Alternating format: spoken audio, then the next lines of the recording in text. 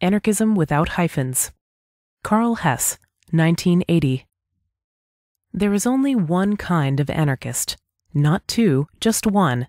An anarchist, the only kind as defined by the long tradition and literature of the position itself, is a person in opposition to authority imposed through the hierarchical power of the state.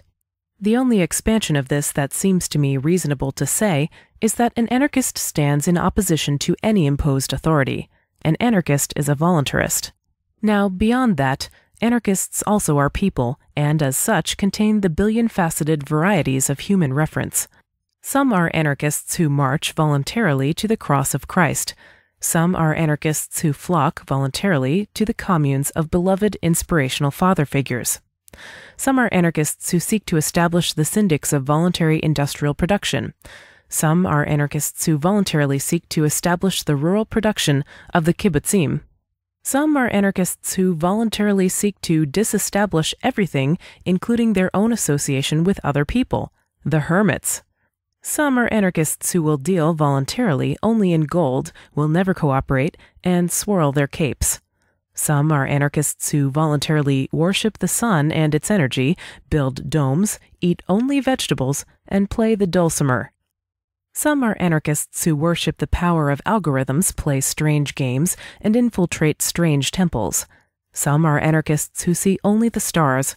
Some are anarchists who see only the mud. They spring from a single seed, no matter the flowering of their ideas. The seed is liberty, and that is all it is. It is not a socialist seed. It is not a capitalist seed. It is not a mystical seed. It is not a determinist seed. It is simply a statement. We can be free. After that, it's all choice and chance. Anarchism, liberty, does not tell you a thing about how free people will behave or what arrangements they will make.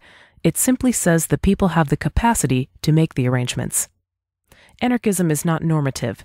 It does not say how to be free. It says only that freedom, liberty, can exist. Recently, in a libertarian journal, I read the statement that libertarianism is an ideological movement. It may well be. In a concept of freedom, it, they, you, or we, anyone, has the liberty to engage in ideology or anything else that does not coerce others, denying their liberty. But anarchism is not an ideological movement. It is an ideological statement. It says that all people have a capacity for liberty. It says that all anarchists want liberty, and then it is silent. After the pause of that silence, anarchists then mount the stages of their own communities and history and proclaim their, not anarchism's, ideologies. They say how they as anarchists, will make arrangements, describe events, celebrate life, work. Anarchism is the hammer idea, smashing the chains.